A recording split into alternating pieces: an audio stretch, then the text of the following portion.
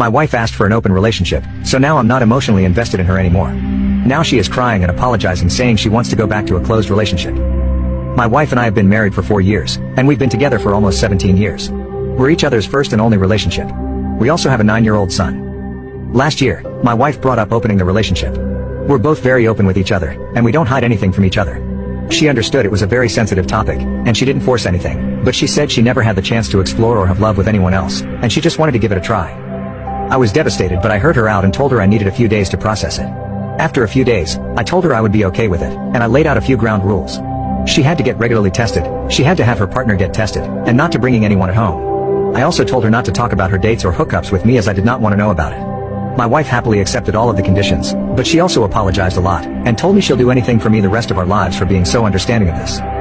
It took me almost a month to get used to it, but I ultimately did. I did not bother with dating apps, because I was genuinely not interested in having love with anyone else, and I also knew the reality of these dating apps for men.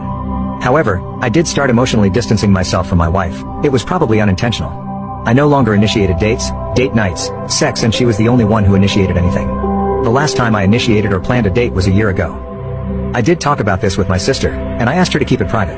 My sister was shocked and also angry, but I told her to let it go, as it didn't really bother me too much. However, my sister and I did start hanging out much more often, since she was recently divorced and had free time. She got me out of the funk I was in, and we started having dinners, going to movies, going on hikes. I genuinely started enjoying life again, and I was constantly planning new things to do or places to explore with her. She constantly asked about me divorcing my wife, and she really wanted me to do it, but I told her I'd think about it. This carried on for a year, and my wife didn't say anything even though she noticed everything that was happening. However, a few days ago was her birthday, and I had genuinely forgotten it was her birthday till my wife reminded me that afternoon. My wife likes to be surprised, and for almost 17 years, I've always surprised her with a gift.